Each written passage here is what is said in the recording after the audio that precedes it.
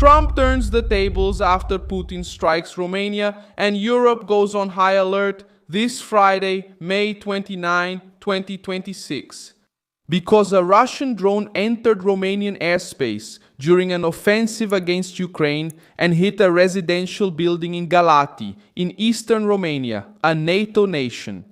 2 people were injured, residents were evacuated in a hurry, and F-16 fighter jets took off to protect Romanian airspace. While European leaders rushed to condemn Moscow and called for a response from the alliance, Trump resisted the pressure and didn't hand the usual bureaucrats an automatic war with Russia. Europe called for collective defense, but the incident revealed an uncomfortable fact. Those who have been talking about confronting Putin for years still rely on American military power when the fighting gets close to the border. What was Putin trying to test? Why did Europe freak out? How did Trump turn the tables? I'm about to tell you all of that. If you like this kind of straightforward and no-nonsense content, consider subscribing because we have videos like this every day. The attack happened during the early hours when Russia was launching drones at Ukrainian targets near the Romanian border. One of these devices entered Romanian airspace and crashed into an apartment block in Galati, a city in southeastern Romania, near Ukraine and the Danube River. The explosion caused a fire, brought rescue teams to the scene, and forced dozens of residents to evacuate. Romania confirmed the violation of its airspace, called a security meeting, and summoned the Russian ambassador to provide explanations. NATO condemned the action and promised to strengthen the defense of Allied territory. The first reaction from the left was to try to pin the incident on Trump. The script is familiar. If the president responds with immediate force, they accuse him of wanting a world war. If he waits for the military and diplomatic investigation, they accuse him of weakness. Trump didn't fall for that game. He made it clear that a crisis involving NATO, drones, Russians, and European territory cannot be decided by social media outcry or by commentators trying to push the United States into yet another endless escalation. Romania was not defenseless on paper. The Romanian government deployed F-16 fighter jets, mobilized support aircraft, and kept pilots authorized to act against targets in its airspace.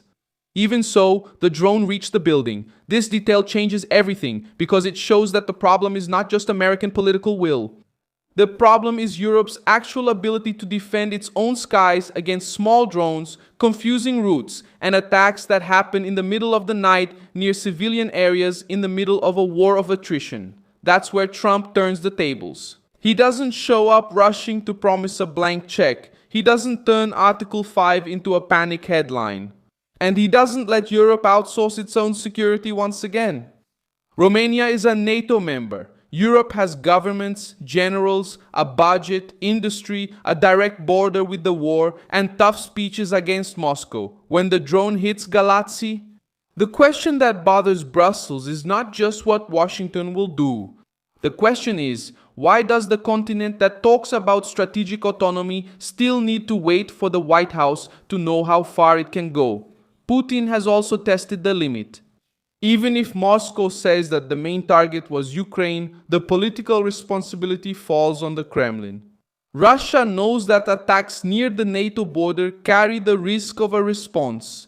They know that drones can veer off course, crash, cross radar, and hit Allied territory. By keeping this pressure on the Danube bank and on Ukrainian cities near Romania, Putin is testing the alliance's resolve. And he watches who responds firmly, who reacts with fear, and who tries to use the incident to attack Trump.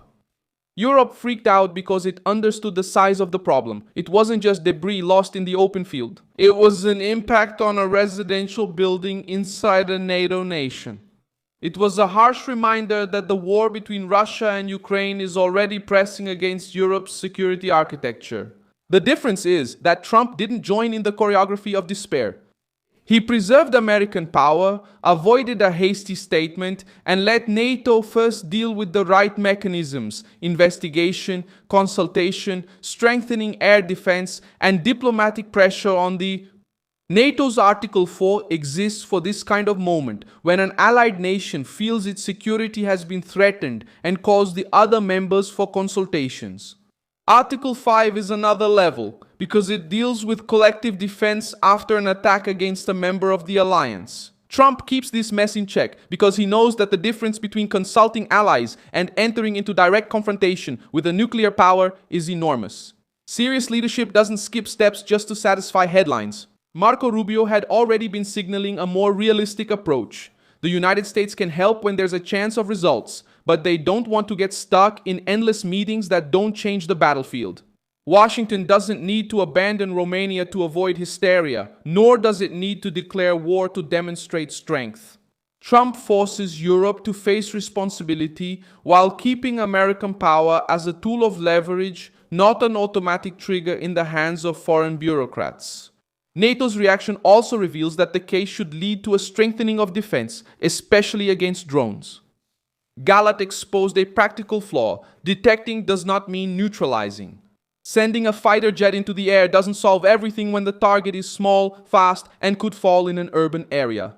That's why the next demand will be for better radars, short-range air defense, and faster coordination between Romania, Poland, the Baltic nations, and other frontline members. Between Romania, Poland, the Baltic nations, and other frontline members.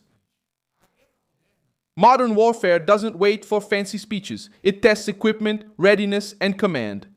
The most important comparison comes from Poland in November 2022.